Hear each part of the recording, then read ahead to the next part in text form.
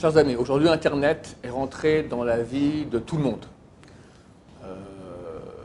Internet c'est de l'information, c'est pratique, on peut faire des achats sur Internet, la banque.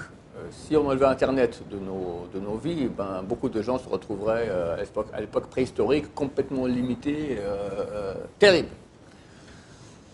Mais le problème est que le smartphone est devenu notre troisième main, notre deuxième cerveau. Aujourd'hui, les téléphones, personne ne connaît les téléphones des gens de la famille par cœur. C'est tout. Le smartphone est devenu un appareil dans lequel on met en réserve toutes nos informations. Avec le smartphone, c'est une sorte de main longue avec laquelle on peut agir dans le monde entier. Et ça pénètre dans nos vies de façon extrêmement forte. Alors, tant que tout va très bien, tout va très bien. Mais le problème est qu'on reçoit aussi beaucoup d'informations qui ne sont pas du tout dans l'esprit juif.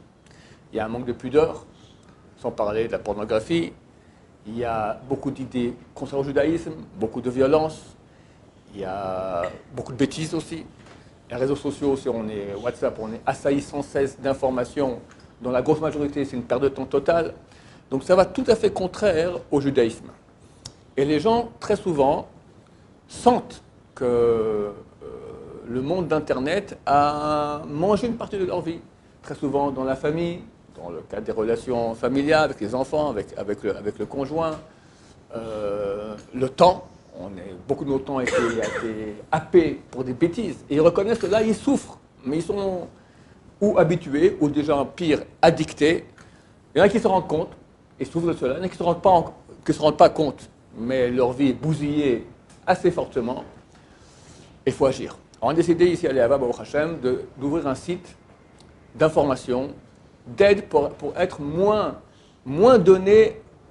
Arrêter à Internet, c'est impossible, mais moins donner notre personnalité, de notre beauté, de notre vie à Internet dans la partie négative et mauvaise de cet outil qui est, somme toute, très très utile. Ce site s'appelle Lava pour vos yeux. On vous recommande d'aller le voir. Il y aura là-bas des vidéos, il y aura là-bas des très bons conseils. Ainsi, on arrivera à limiter les dégâts de cette nouvelle arme du Yetzer Hara. Alors, Hashem, on souhaite beaucoup de réussite. Allez là-bas pour vos yeux. Amen.